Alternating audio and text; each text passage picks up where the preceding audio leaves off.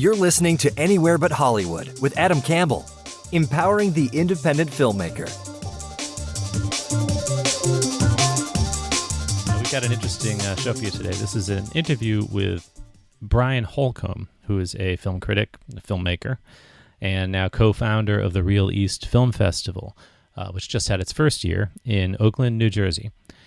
And Brian's going to share with us some valuable and actionable information about how to start a film festival, how to publicize it, or at least how they did, how it worked for them, how to solicit submissions, the kind of budget they were looking at, where the money came from, and where it went, the actual logistics of running the festival, what he learned from doing this for the first year, and what they might do differently going forward next year. He'll also talk to us about the participation of John Sayles, who was this year's guest of honor. And he has some fun stories to tell about that. So here it is, my conversation with Brian Holcomb. I just want to know, how do you make a film festival? I mean, whose idea was it? I see you had a bunch of people that were directors, and how'd this happen? This is actually this group, and we are, of course, very amazed by this. Irv Slifkin is one of the people involved. He's the writer of Philadelphia and several other books. He used to work for Movies Unlimited as well, and he's a little older than the rest of us. But he was involved, and he's always remarking how it took him years to find the right group of people to want to do things. He wants to do a lot more now with things because he's excited that this group of about 8 of us, I would say, that's the core. Came together with such different talents and abilities that don't overlap and kind of work together well. It's a very good group and it's very interlocking, I would say. But it started basically as, most of us had wanted to have a film festival in South Jersey here for years because you have Philadelphia and you have North Jersey. We have the Garden State Film Festival in the state, and they all kind of cover different things. And they don't really cover, in a sense, what I think is more needed in this area was something that was more about film in a kind of a more, I guess, a younger sense. I guess I don't want to say that in a lack of culture kind of way, like a millennial kind of way or something like that. But it is a lot of these film festivals were just sort of focusing largely on documentary and largely on some art films and foreign films, and we love all that stuff too. But there's a great appreciation for classic American film. And I think that's part of what we were interested in, independent film and also, great classic American filmmaking. And we wanted to sort of celebrate that. And what had happened was that this is just, I heard a grapevine that Matthew Sorrento, he's a Rutgers professor, film professor, and he's a film critic as well. I mean, he's I think the editor of Film International magazine as well. He basically had a relationship with somebody who from the county around here. They had done several screenings of older pictures, Bogart films and things like that went well, and they decided that they really wanted to get a festival started in South Jersey, that the county would support this if he had some people. So how long ago was this now? How long ago was it? I think I would have to say this discussion between them was probably about 2 years ago or a year and a half ago. Right, immediately after that, I got contacted by him because I was friends with him on Facebook. We are both in the same Film Critic Society, the Online Film Critic Society, OFCS, and it's a union basically with dues and all that kind of stuff for film people who write online film criticism. And he contacted me, and we also contacted some of the people that we knew, and got together a group of people, and basically from there on we started having meetings. And these are endless meetings in coffee shops, kind of like the beginning of a Nazi party or something like that. Hopefully not quite the same, but it starts very small, and some people showed up to some of them, and of course some people disappeared because they felt that this is not going to go anywhere, or you get certain feelings. Some people just didn't stay along, and eventually a good group of us stayed together. And you have academics like Matthew and Robert Emons. They're both professors at Rutgers, and you might recognize one name, Andrew Rapatsky McElney. He had a film several years ago called A Chronicle of Corpses that New York Times voted one of the top 10 films of the year. I guess I missed that. Yeah, he's from the Pennsylvania, Philadelphia area. He's a filmmaker. He's made quite a few films, as well as being a film professor. And he joined on our group as well, and came involved. And with certain people, each person sort of brought something else. I mean, he didn't have so much time to work on the project because he was actually directing a film in New York City. Christmas movie of some sort. But the same situation with him was that he would bring a lot of, I guess, Philadelphia luster and attention from the press, because he had good relationships with the press also. Mm-hmm. So each person had something to do, some involvement to help, the project go along. But overall, I guess I would say that the group started then and started very carefully and slowly trying to put together this idea. What kind of fest do we want? Where do we want to screen? How can we do this thing? And the first thought was actually to have it screen at there was a theater here, a large chain theater. It was an art cinema at one time, but it got purchased by the Carmike company. It was a theater chain. And we tried to get the festival there, but they were trying to have us basically four-wall these theaters for each film. And that's absolutely insane. I mean, you're talking like thousands of dollars that would be thrown out the window. So eventually I thought of the Ritz Theater in Oak Lynn, New Jersey here. It was a movie theater that's been around since 1927.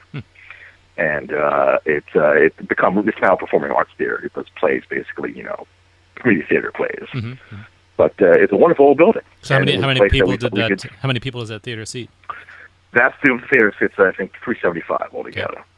So it's a nice little space for us. Good way for starting. Yeah, see, for us, we were, of course, afraid that there'd be tumbleweeds rolling in the aisle. Right. And, a few less people would be, would look bigger in there than not, So it was a concern. Overall, when you start a film festival, it's like that joke, what if we had a war and nobody showed up, you worry about the people not coming to the thing. And believe me, we worried about that directly to the end, because the ticket sales were happening slowly. In the end, we actually had a really, really nice turnout. I was actually very surprised by how many people showed up to all of our pieces that we actually had responsibilities for. Because we kind of split control over certain things. Once we laid out the festival overall, people tended to focus on whatever was their section of the day, I guess, to cover, So what was what were some of your my section? Well, the thing I did bring into the festival completely, because they had this is one of the things, as a filmmaker, myself, I understood about the whole Dollar Baby Stephen King thing. Right. And that's what I brought to them. And when I explained it to them, they were quite confused initially. They had no idea what I was talking about. And most people don't. When you first tell people that, why are you talking Dollar Baby? Yeah, right. That's the thing. That's a real subculture. But it's such an interesting sidebar. Well, I'm going to be doing a podcast with some Dollar Babies too. We'll do like a roundup of. Dollar Babies. That's great. That's fantastic. I think these people are very interesting filmmakers. The films are so fascinating because of the. I would money cut down to some extent, but you're very surprised how polished the films are. Yeah.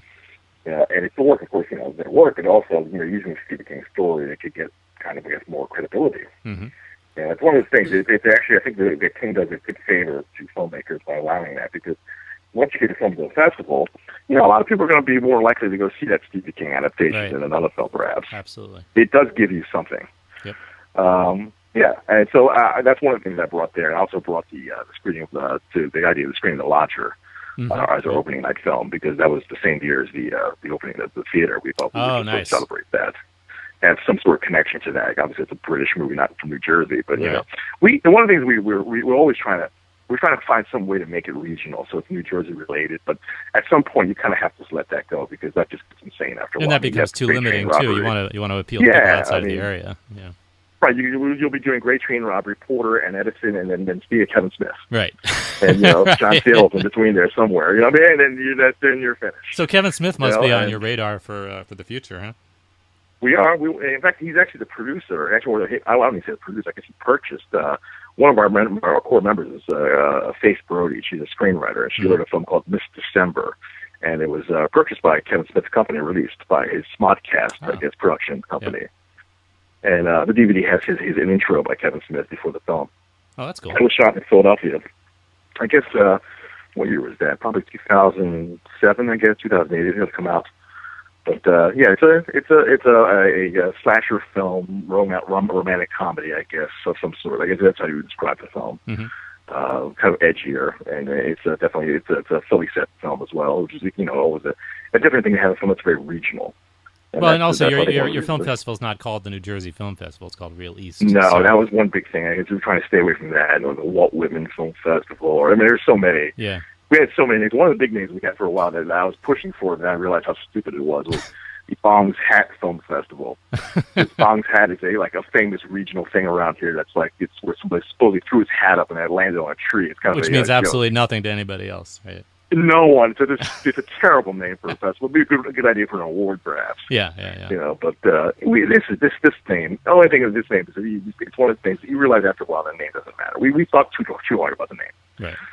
It's one of the things when you start to form a festival or do anything, you worry about names. And I remember Francis Coppola talked about that when he was creating Zoetrope, and he was talking about how he was worried about the kind of paper that would be in the office. and hit letterheads, and then you start thinking that's what's wrong with Francis Ford Coppola. That's the bad side. Absolutely right. Right? Because he talks about that. He says you have 1,000 ideas during the day, and 2 of them are great. Inability to prioritize, complete inability to prioritize things. Yeah, that's exactly right. And that's been his Achilles heel. So, but that happens with everybody. You start getting involved in that kind of thinking process. And I have to say, I guess the idea of we're talking about the building of a film festival. One of the hardest things that we had to do is actually, it's like a school teacher. You have to make everything for the first time. You have to make your website. You have to make your Facebook page, Twitter. You have to create your connections with the people that you're going to actually work with, and how those systems all work. How do we get the information out? And that now we have that all set up. So from now on, I'm not flying high, but it's a lot easier for the future. And obviously we have the second annual festival is already a thing the county is completely behind, and in a sense, we almost had that this was more of a proving ground to the locality that this could be done, and it could be done successfully, and they were very happy with what we put together. So there's going to be more of this, and also we're going to be more like a released film society. It's not going to just be a film festival. The idea is to and that's one of the things that's going to be shifting on the website. We're going to change the name, and it's going to be more about the idea of doing many other throughout the year. And all night slumber horror night, that kind. So it will be different venues. There'll be some things in coffee shops. And, so does this mean that but the Real East Film Festival there will go on as it is, but there will be other kind of supplementary things. That's correct.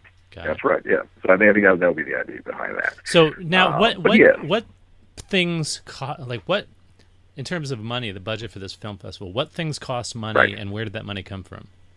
Yeah, that was interesting. In a sense, that's where we learned a lot, obviously, over time. And actually, we learned something horrific. I'll tell you about that in a second. The festival money was basically, again, we were financed by the county. And we never exactly sure how much money the county was going to give you, of course. It was always like, you'd ask for something like, okay, you can do that. Or, so it was sort of like as we needed. We would have something. One thing that they covered completely initially was that once we picked the place, they paid for the place. The location, the Ritz, was rented.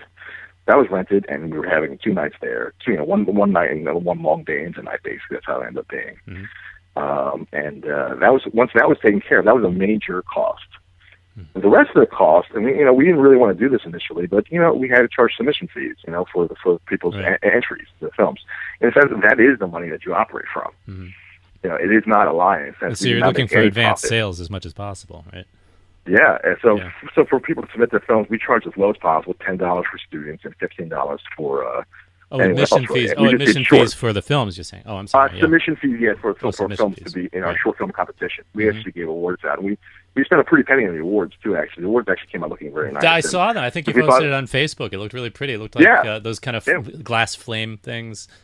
Is that what they look like? Yeah, that's exactly what they are. They're actually pretty heavy too. They actually have some sort of consistencies in them.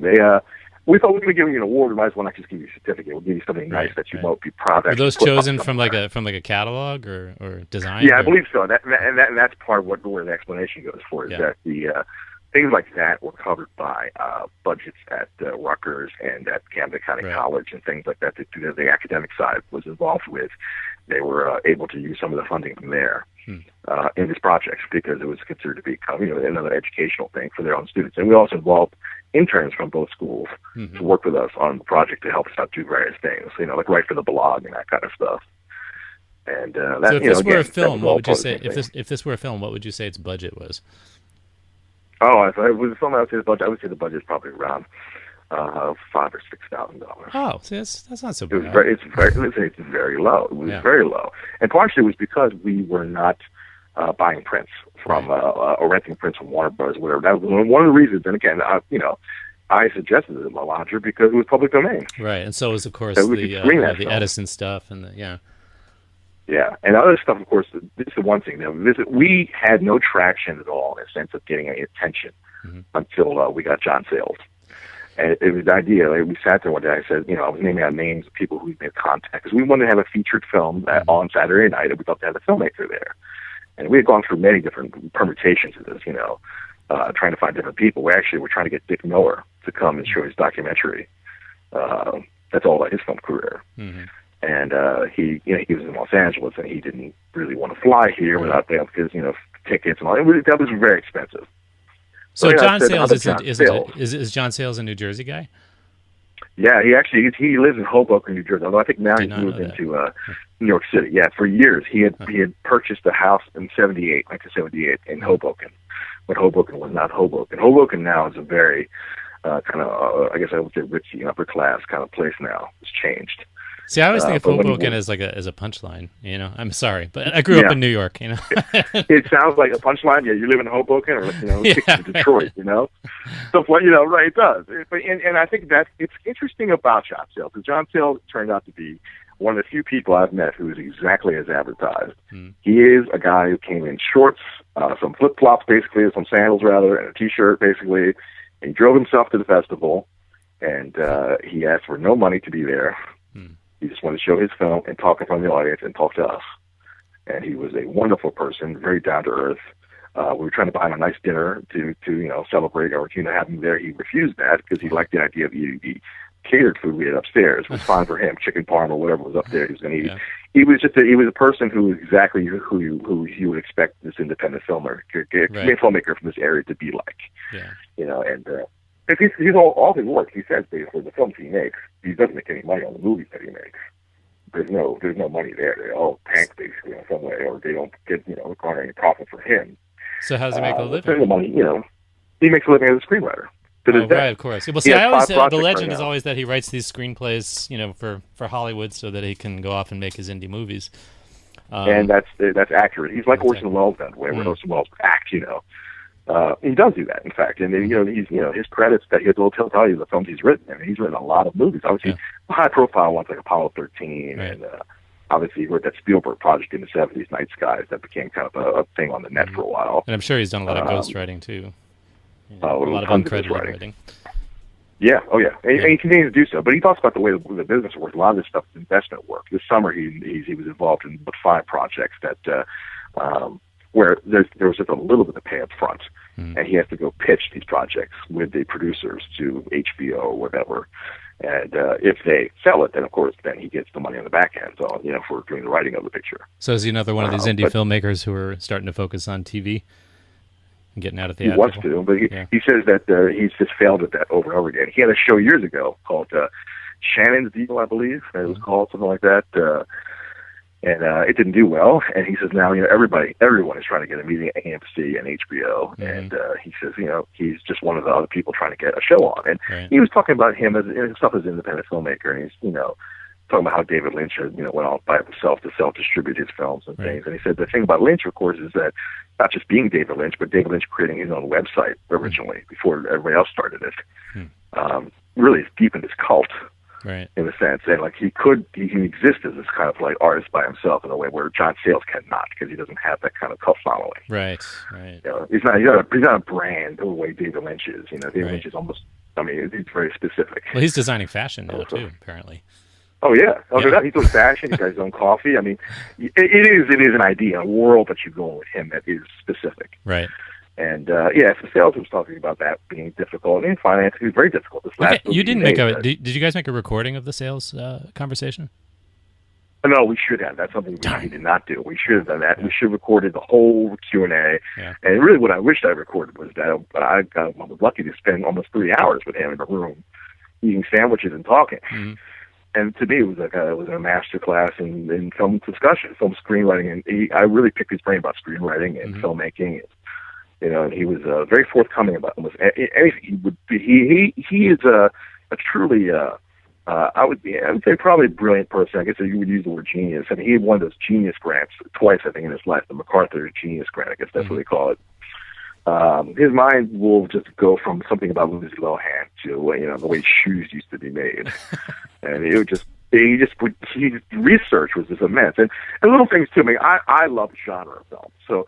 Part of why I like John Sayles, of course, is that he's the writer of Piranha, The Howling, Alligator, and I had to ask him about these films because those are some of my favorite like ridiculous movies, you know. Yeah. And Howling, I knew that all the characters were named after people who directed werewolf films. Mm. And I asked him about that. He said, "Yeah, that was Joe Dante's idea. Everybody else in the film was named after a former Pittsburgh Pirate." And he was saying that, it was great because he was saying that, names for movies are hard to come up with, so they at least had a device. Right. And in the old days, when he wrote short stories or anything, he had to type in an old-fashioned typewriter. He made almost every major character named Ed.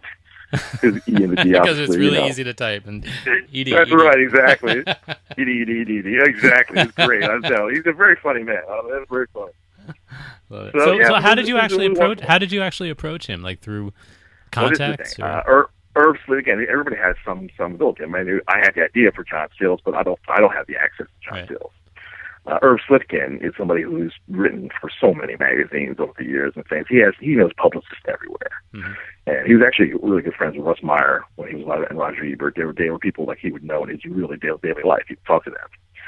And he contacted the publicist basically up there, and we got right to John Sayles, and John was immediately interested, and he was wanting to do this and help us out. Basically, I think more or less he had to be thinking he was helping us out. Yeah, because we're not giving him much, No, and right. It was another way to screen his film, which makes him happy. Of course, he wanted to get more people to see that film. Sure. And, now, does that film have distribution yet? Yeah, it's actually on Netflix right now. Oh. It actually was released last year, but no one saw it because it was in barely any cinemas, I guess, especially on the East Coast. I think it played somewhere in the Midwest. And in the Midwest? Usually these it things just play in New York and L.A. It played in the Midwest, but not. Yeah, I think you're right. I think it didn't even hit that. You're right. I think it was just but yeah, it did not do well initially. You know what I mean? He's now on Netflix and other streaming devices and all that kind of stuff, and DVD, of course. Right. But he just it was a way of saying. But it was a very low budget film for him. Also, I mean, he's made. I don't think it's the same cost as Secaucus 7. That was a really cheap movie. But you're talking that he hasn't had a budget this low. Oh well, there's the New Jersey connection. I should have caught that. Secaucus 7. Yeah. Secaucus, that's right. So yeah, that makes sense. But David Strathairn was in there, and all kinds of people in the early days. He discusses all that stuff. He talks about how there was that sweet period in the 1990s where, obviously because of Miramax and the rise of, I guess one would say, indie film, that they could get budgets, they could get financing. That was fairly easy. And he said that there was a moment when he was nominated for his second Academy Award, Lone Star. He was at the Academy Awards. And, the Coen brothers won for Fargo that year, and for screenplay. And he had said that Billy Crystal was on stage and made some joke saying, "Oh, yeah, yet another award to people you never heard of," or something like that. And he sat there and he saw laughter, and then he realized something, especially when he kept listening, overhearing conversations from young executives all around, who basically said, "That's it, where any of this stuff is not going to happen again." Oh. They didn't want the outsiders to get in. Yeah, well, see like that. God, yeah, And if you think about it, do you remember that time? What happened right after that was the invention of Sony Classics, Paramount Classics. Right. All of a sudden, these so-called indie films were just the small-scale films from the studios that were being sold as indies. That's right, and they transformed Sundance back to what they could control, which is what it is now. Right. Sundance is not a festival you send your film to if you made it in your backyard. Right. And it was for a while. I mean, look at Darren Aronofsky's film Pi. I mean, that movie is a student film shot in the backyard in New York. But he'd never get that film into the Sundance now. Never. I was just thinking about Pi last night because I watched the Zero Theorem, and I was just thinking that would make a great double feature. Yes. Oh yeah, we had Gilliam film. Sure, yeah, definitely. Those would be perfect for each other. Yeah. I mean, and that's kind of the sadness in a sense. For a guy like me who struggled making film and stuff, I always looked at Sundance initially as like, of course, your Willy Wonka golden ticket. But it was at least a place you might get your film in, But now that's impossible. Obviously, your festivals now that you look at is Slam Dance or South by Southwest, and things like that. That's where indie films still thrive on some level, but not Sundance. Sundance is co-opted by the studios, of course. Yeah. But yeah. You would think. I'd like to think that Robert Redford had more integrity than to let that happen, but I guess no. I would think. It's surprising how easily that just got changed. I think he maybe just. I don't know. It must have been the way the wind was blowing, and he had to go that way. I don't know. Yeah. The finances of his festival, maybe the finances weren't there. So. Yeah. You always know that there's always some kind of backstory, something behind the scenes when it doesn't seem right. Right. But I don't know. But again, it was interesting to see how Cole pointed out. I was realizing that that's a really interesting point, because it was right wrong there that they decided to eat up basically the indie film genre. Right. I mean, they made it a genre, in fact, which is strange. You know, with its own kind of rules almost. People would make a Hollywood version with Jennifer Aniston, some kind of movie that's like an indie film, you know, but clearly it's not, you know. So and it became very much a formula, like anything by anything that wasn't produced internationally that was distributed by Miramax pretty much had the same formula. That's exactly right. And of course, Miramax started revealing their dark side, of course, too, with Harvey Scissorhands and all his movies. Yeah. That, which is interesting because it wasn't there initially. Really, you didn't really hear about that. Then you start to realize what was going on with a lot of these movies. I don't know. It's one of those things. And obviously for Miramax too. I mean, Quentin Tarantino was there. That's their Mickey Mouse. And, right. They obviously kept continuing the relationship with him all these years. Right. And, I think that ended up being important because obviously, they lost Miramax at Disney. And this is the thing, I always make fun of Disney, but Disney swallows up everything. It's very, very kind of spooky the amount of pop culture things that they own. Oh, I know. It's unbelievable now. I mean, just in terms of kids, just for kids stuff, obviously, you've got Marvel, the Muppets, you've got Muppets, Pixar, Star Wars. You've got, Star Wars, yeah. Yeah. It's crazy. Yeah, I mean, they swallow up, all the stuff kids will be into is owned by Disney in some way. I mean, and that's fine too, of course. I mean, they have the right to do so, but and even the international stuff, they've got their hands in the Miyazaki stuff. It's like yeah, oh yeah, exactly. There's no doubt about that. But yeah, I think I would say the film festival was probably around $5,000, somewhere around that. I would say it was Do you see the budget? So how did this work? All right, let's say somebody wants to create a film festival, and let's say they've got a brain trust like you guys have. You approach the who? Like how do you start? Well, that was the beginning. That was the problem. We had to figure out where we're going to get films to show. What films are we showing? Right. We just started putting out feelers because with Matt being involved with the magazine and also being a film critic and myself also, we could talk to publicists and see what was coming out and try to see is there anything that we could screen. And also we're really trying to find something that was Jersey, that was indie, right, that the filmmaker would come and talk, and eventually John Sayles was the solution to that in some way. That's what it led to. But we were trying to figure those films out, and it was hard to find some of those films initially. But we eventually found a good kind of mix of documentaries, and of course the idea of having the shorts this time, right? Because this was a kind of a test film festival for next year, and you think it'll go into features next year? Oh yeah, no doubt about it. Yeah. The idea was always to do features and have a festival that was going to be 3 or 4 days long, at least. So we cut that in half and decided just to do shorts this time and try to see how well we could survive that. And believe me, it's a good thing. One of the things that we've discovered very late, I have been trying to do tech rehearsals at this theater for, in a way, I was also the technical director of the festival because actually I understand all that, the projection and all that kind of tech stuff, the files and things. And so I was trying to put together we were trying to screen the film entirely from hard drive. That was the idea. Because we weren't, obviously, we're not going to get involved. Film, for instance, the theater didn't even have a projector to begin with of that sort. It had a digital projector. So when we got to the theater, eventually to get a tech rehearsal, we were it was the day before basically the film festival, and we had not had a tech rehearsal. So we went there and we discovered that the projector was basically a projector you would use in a PowerPoint presentation. Yeah, it wasn't even HD, probably, right? No, it was not. It was not. Our jaw was on the ground. Yeah. And at that point, we were we had used most of the money and tried to figure out what we were going to do, but we had to solve this problem. So we went back to the county and explained what happened, and luckily they understood completely that this can't look like this. We have to make this look good. So they gave us the money to actually quickly rent out a proper projector, like a 4K or like a. Yeah, well, it wasn't a 4K. I would say it was probably like a 15,000, 20,000 lumen. Oh, okay. Projector, but I wouldn't say it's a 4K projector. No, not at all. Not that price. Yeah. But believe me, the theater small enough that that projector was actually very good. It actually did its job. So that's another good thing about having a small theater, I guess. Yeah, that was very much true. Yeah. Yeah. So it was a good time to figure these kinks out. It's kind of what I meant. In a way, I would recommend this entirely to anybody who starts anything like this, is to try to do something that was perhaps not so ambitious. Mm-hmm. Don't do the 70 speaking part, a 400-page screenplay. I've learned things. See, you can be taught. Yeah, I can be taught, exactly. So I sat there and I thought, this is the best thing to do. Try to, and I said, this needs to be something we can nail. Right. And people if they have a good time, they'll tell their friends. And we make it more about what the content is, not just razzle dazzle. And we did what we could. We did the best we could, and I think that people were quite impressed that we're there. We got many good, responses from people. So how did you publicize it? One of the things that was wonderful was the ability to talk to people between the screenings and during screenings, the lobby and stuff, and actually have connections between people. A lot of that was going on, and that's one of the things to me about a film festival that I think is different. That's why what you should have at a film festival is dialogue amongst all your filmmakers and film audiences and people who are there for different reasons, or perhaps they're creative people or they're film critics or whatever they're into. But the ability to share information and talk and, basically the film festival's purpose is because we're all here because we love movies. Right. And, when you have something like that to just share that's a really, really strong, I mean, I'm sure you know this too. If you meet somebody, you guys talk about sports or whatever, that's fine. I do that too.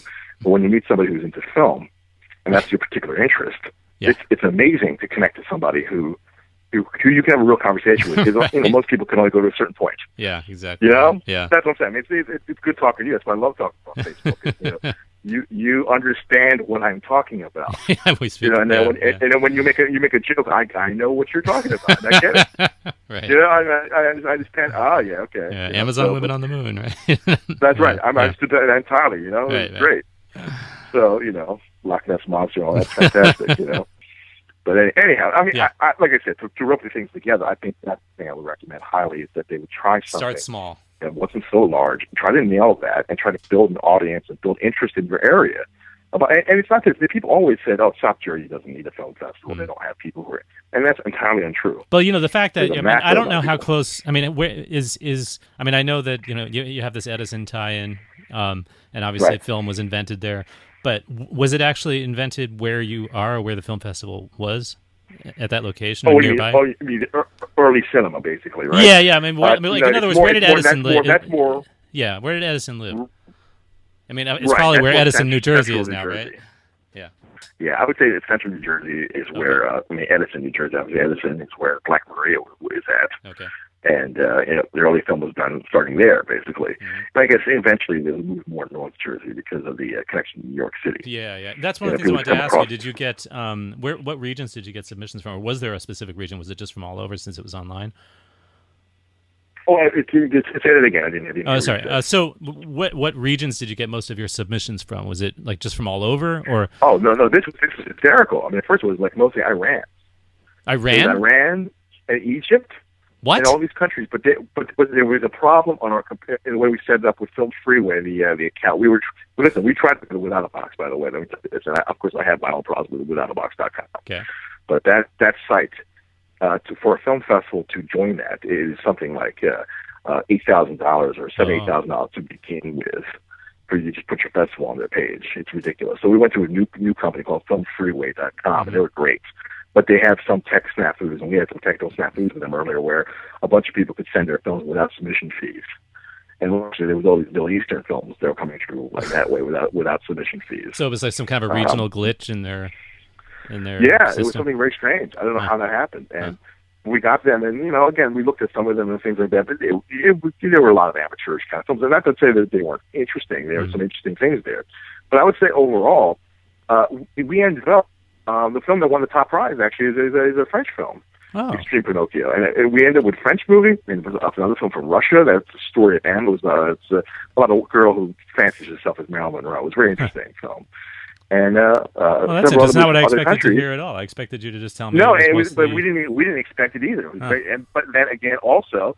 Several of the films were from New Jersey filmmakers who were there to show their films too. Well, you had the students. You had student submissions too, which are obviously more. We had some student submissions, and that was, of course, more local. The student submissions were ended up being more local to some extent. But even that, in the end, one of the prizes went to somebody I think who was in Baltimore, and it was on the East Coast, and people in this area to some extent.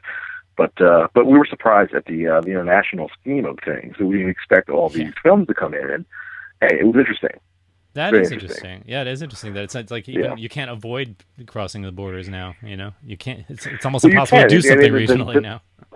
Right. The net kills it instantaneously. Yeah. As soon as you post your film festival up, then that people start sending their stuff in. And of course, this was the first time that for years I'd hoped film festivals could turn into this. Like they did not have to send us a DVD Blu-ray screener because they could just upload their film.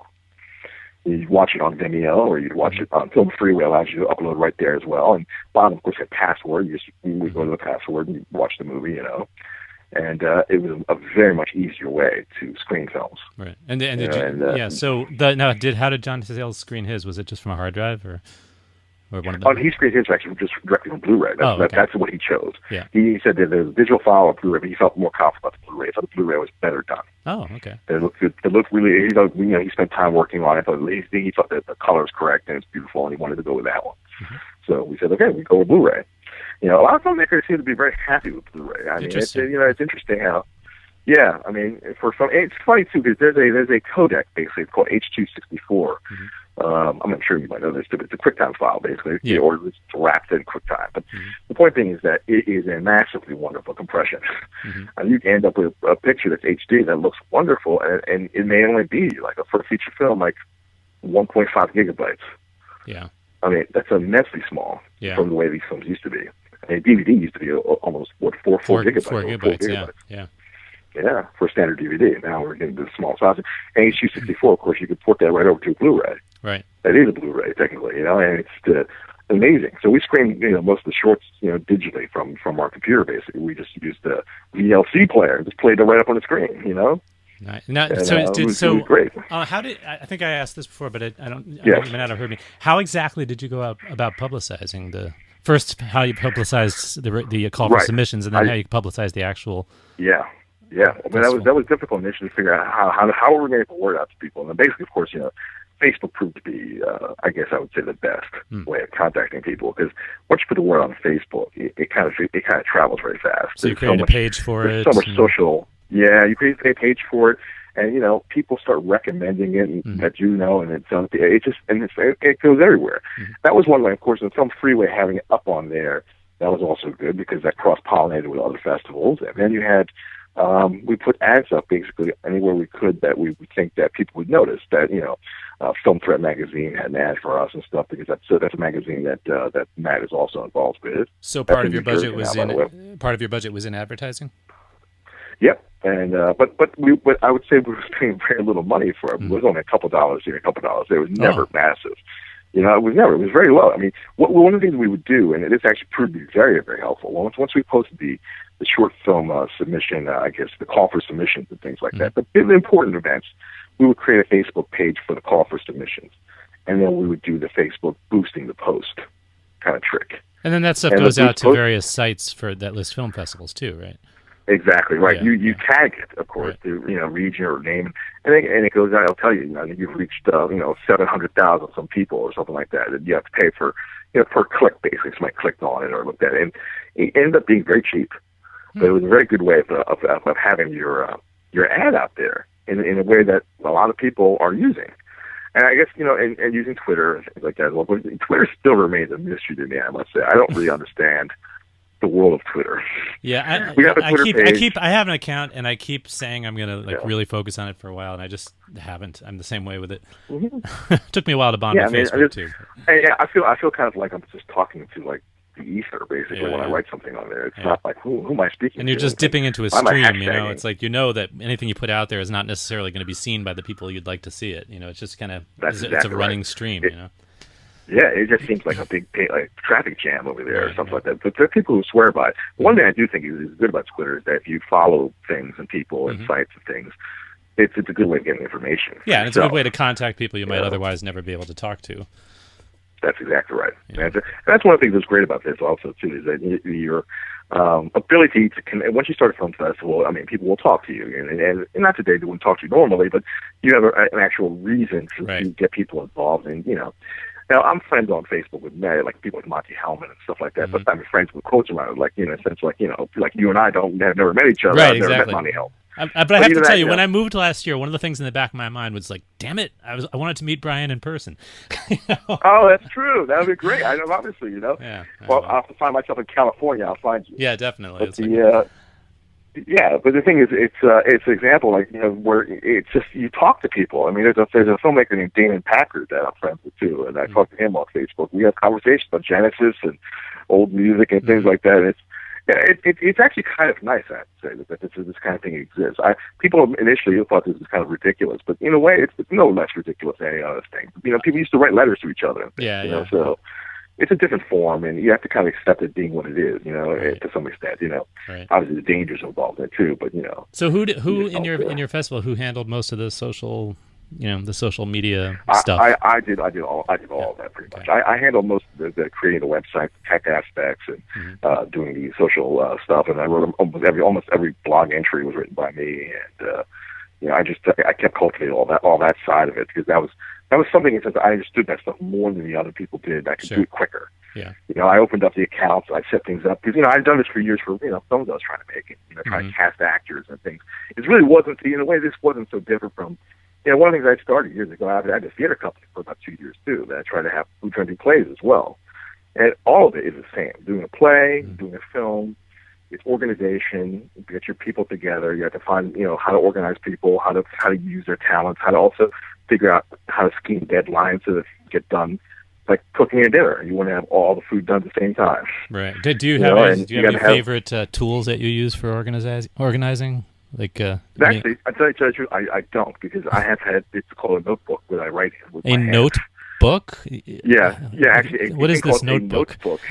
This thing I call is a piece of paper that's 8.5 by 11. I have to say, I come from the analog days. Yeah. One of the things as a filmmaker, even to this day now, I don't do that many takes, even though we're shooting on video, digital video, and all stuff now, the HD. I used to shoot Super 8 film, and man, that cost me a lot of money to go to Kmart and develop that sucker. Right. You know what I mean? So yeah. So you developed that discipline. Yeah, and the same thing with writing too. I still start off with longhand in anything that I do, and then I go to the computer, and then I'll go from there. Obviously, so a lot of the stuff I was just making notes and organizing things on paper initially, and then of course when I went online, the tools are all there. I mean, once you set stuff up, you're ready to go. You have, Google gives you everything now. Right. There's nothing you can't get from Google Docs and Google, and they have everything. Yeah. So, we have ways of setting everything up. And, when you go to certain sites that set things up for you, when we create our website, we use Weebly initially because it was very easy, instead of WordPress. WordPress is great, but WordPress is there's a little more to it. Yeah. So we just want to keep it simple, and we just started with that. And, eventually I'm sure we'll move out of that to something more significant, but we needed to, basically keep it simple, stupid for the first time out. So, and it worked well. Let's come in for a landing here, because it's been almost an hour already. Sure.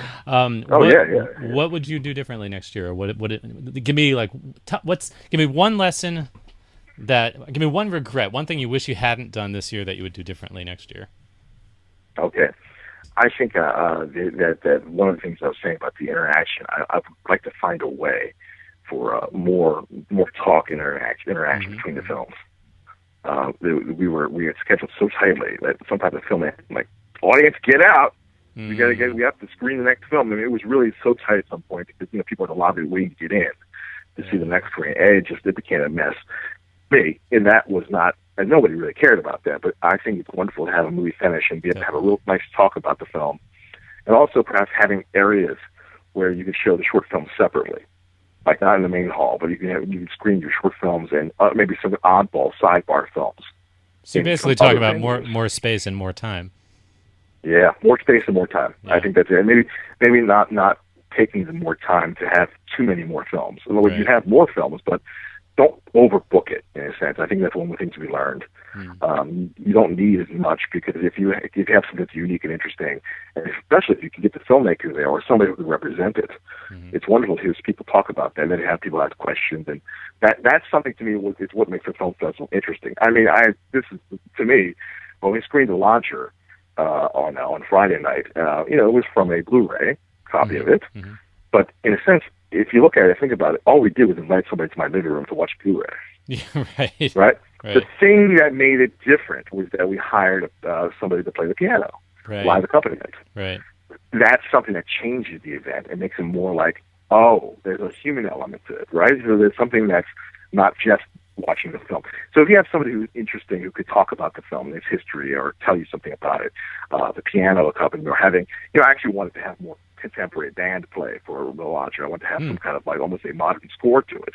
And I have a composer friend who was willing to do that at some point, but there's just not enough time for it. That's something next year I'll be interested in showing, some sort of classic silent film with some kind of actual, composed score for it. That would be, by some local band or that would be really cool. Music composer. It'd be awesome. I've seen not just Georgia Moroder, Metropolis. Right. I know it's the first thing I thought of course. Yeah. But there's some things you can do with that, and that's interesting. And so that's another thing we think about for the future. Right. And also, I think now I would keep doing some more Dollar Babies. That people really enjoyed that. And, did that go over well then? How many did you actually get to screen? Well, I think I screened 9. Wow! Because I screened one as a separate film the night before, kind of as a lead-in. Which one was that? And that one was what film was that? In a Death Room. Oh, okay. Right.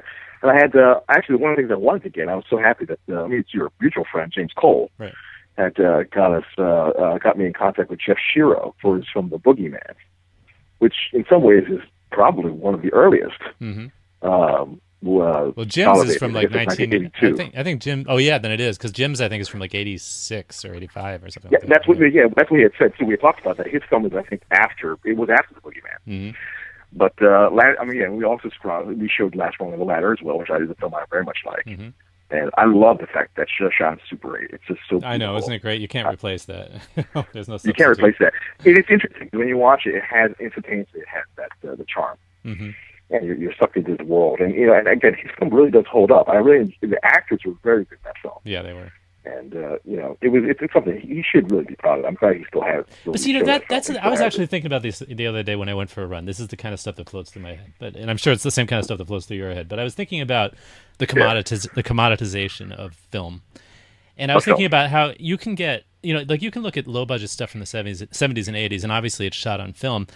But there is a sense, there's a sense of perceived value there because it's shot on film. Whereas if you see something today that's the same material, but it's shot on HD, it just looks like it might as well be like a porn movie or something. It's just, it does. It doesn't have the same cachet, and it doesn't have the same struggle is not there, honestly, because even though with the DSLRs now you have lenses and lighting and all that stuff, it's great in some ways, but it's not the same. When you shot film, you really had to work to get an image that wasn't crap, really, in a sense. Like, you had to actually light it and really work it, I've actually seen some Super 8 films that were lit so well, you would think it was like some high-end 16mm film. Right.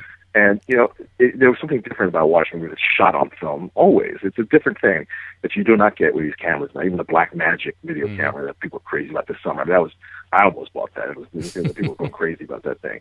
I actually just resisted because there's going to be other cameras coming out. I'm not even worried about that. Right. But the thing is, it does look like some sort of Super 16, like film. I want to say film, like video, VILM. But the problem. But the thing is that's. I mean, I hate to be negative, but the thing is that's going to go extinct. That aesthetic is likely going to go extinct with each succeeding generation. And let me tell you something. There's a thing that goes with it. I have people that I know that it frustrates me because they love this word bokeh, and it's put in the background of a focus in a lens, and doing. Oh yeah, I know what you're talking about. That deep focus. Yeah. Yeah, people. Yeah, because I was talking about that on Facebook. Because people now. I think that's where I saw it. Yeah. Is the zoom lens from the 70s. These people, just because now you have the ability to do so, they want to rack focus from a leaf to a... Right. And this is where we lost our connection for a moment. And I was basically talking to myself like a fool for a few minutes. But got him back, and... Yeah, well, what I was saying to you when I lost you there was that I feel like we could talk for hours, so I'm looking for an excuse to talk to you again. So as soon as I come up with one, I'll let you know. Let me tell you something. Anytime you want to talk, or you want to talk in any way, shape, or form, it's fine with me. It's wonderful talking to you. Even if it's not recorded, right? Exactly. I don't need to be recorded now. It's great talking to you, Brian. I'll see you online. All right, I'll talk to you later. Bye-bye, sir. Bye. And that's our interview with Brian Holcomb, who's a very interesting guy to talk to. He really is a very knowledgeable film critic, filmmaker, and now co-founder of a film festival, the Real East Film Festival, which just had its first year in New Jersey and will presumably return next year with greater ambitions and higher attendance. And I think there was a lot to learn from that conversation. And it's all about empowering oneself in this crazy industry. Speaking of which, consider this a formal invitation to join us at anywherebuthollywood.com. You can register for an account. It's free. It's easy. Fill out your profile, show some samples of your work. If you're a director, a filmmaker, photographer, writer, musician, any talent that is at least peripherally related to filmmaking, you can fill out a profile, share some of your work, talk to other members. We have something like almost 700 members currently at the site, and look forward to seeing you online. AnywhereButHollywood.com, empowering the independent filmmaker.